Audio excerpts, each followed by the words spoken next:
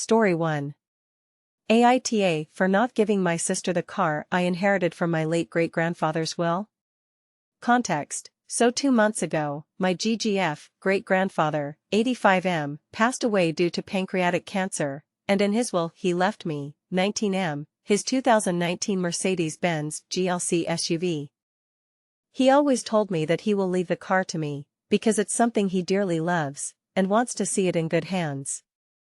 I drive a VW Polo 2017, which I've had for 2 years. It is my first car. My sister, 17F, has just gotten her license. She admitted to passing the test out of pure luck.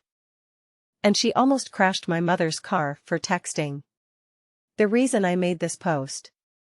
So for the last month or so, ever since the car got put in my custody, my sister has been nagging me, non-stop, because she wants the Mercedes. She told me that I don't deserve to have 2 cars.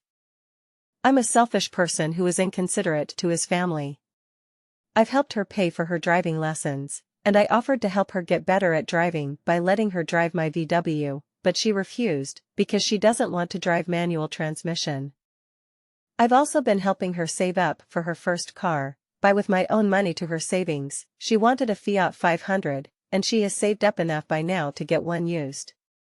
I have considered giving her the car, but her recent attitude towards me made me remember what my GGF told me about him wanting the car to be mine. I don't think anyone should drive a car like that with a fresh license. Yesterday at work, I got a phone call from my mother. She asked me how I am, and we got to the point of the conversation when she mentioned taking my sister car shopping. I didn't really reply anything to that. She said, if someone wasn't that selfish, your sister wouldn't have to go through all the expenses of purchasing a car. I replied, look, no matter how much nagging and labeling you do, I will not give her the car. It was left for me.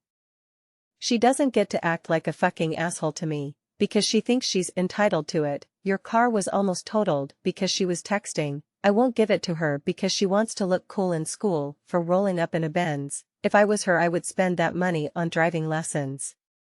Because she needs it.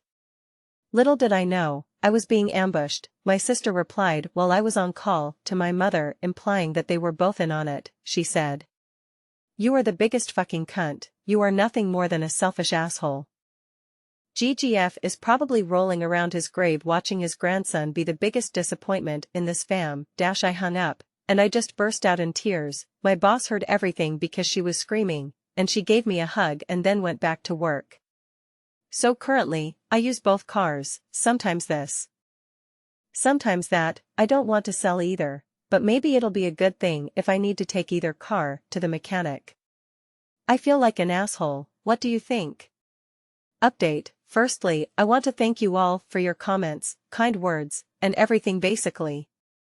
My mother called me about 10 minutes ago, apologizing about yesterday. She told me that my sister is grounded, and after speaking with my father they took out their contributions to her savings for a car.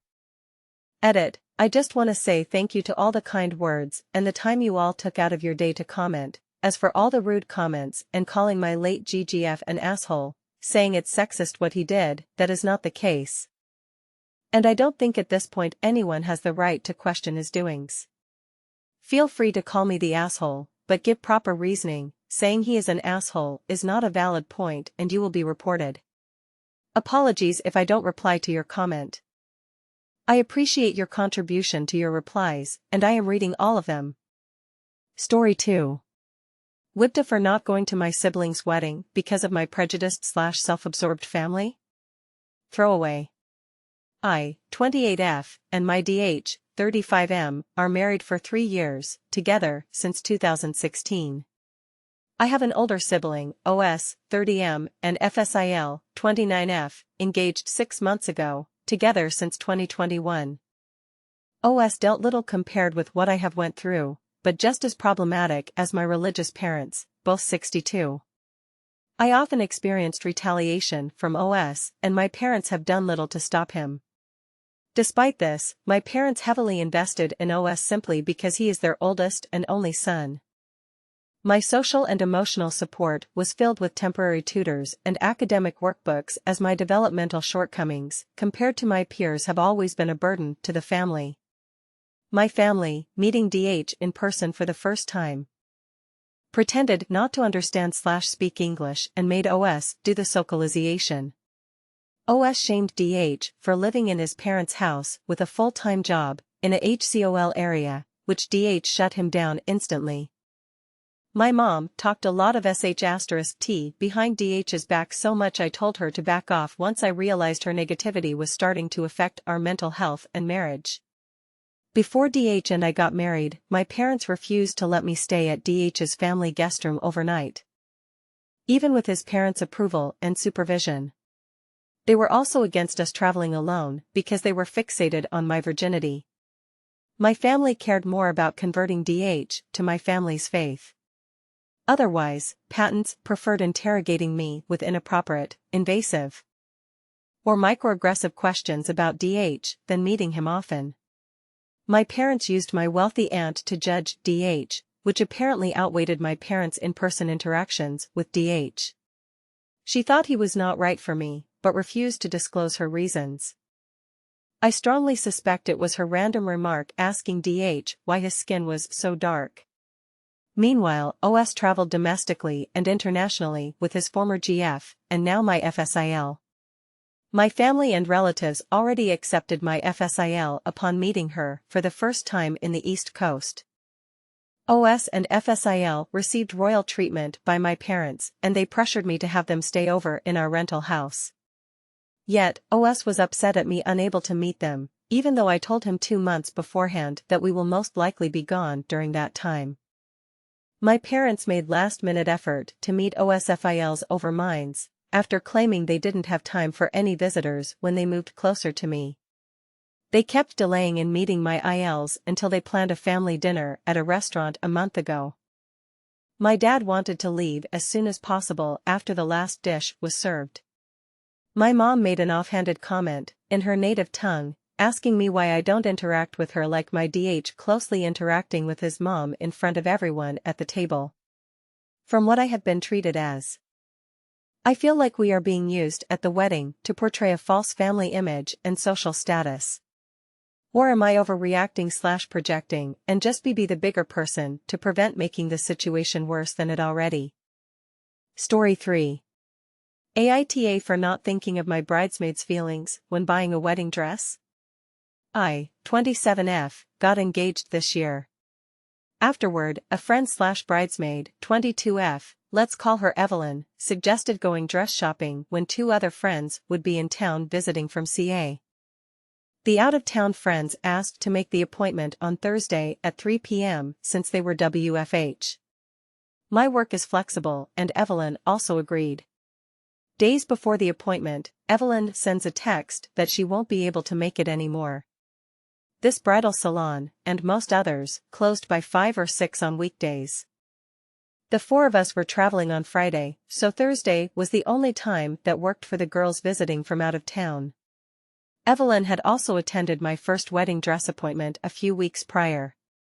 At the appointment, I of course wasn't looking at my phone since it was in the dressing room while trying on dresses. Eventually, I find a dress that I really love. At some point, Evelyn texted in a group text asking for an update.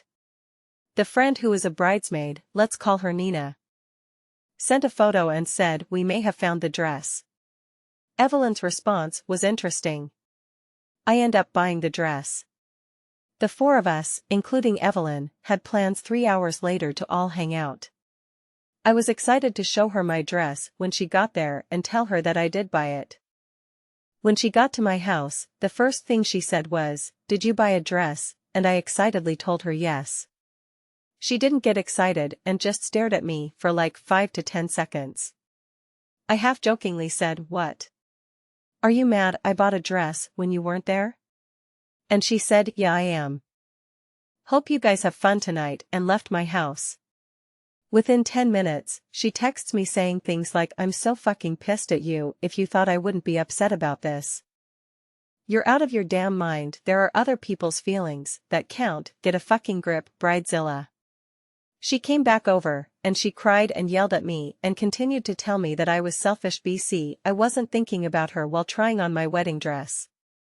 That I was selfish for not thinking about my other bridesmaids, my sisters, my mom, etc. She started to rank my friends, and created a hierarchy of my bridesmaids, and told me that it's fucked up that I bought a wedding dress with Nina and a friend who isn't a bridesmaid.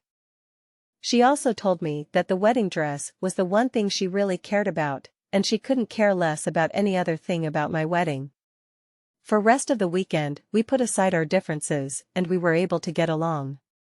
But now that the weekend is over, I can't stop thinking of all of this. She's still putting blame on me for what happened last week, and I'm seriously considering getting rid of her as a bridesmaid, but I also know that that would end the friendship we have. She hasn't acted like this before, and I know that part of the reason she acted this way is because she's insecure about how close I am with Nina and feels threatened.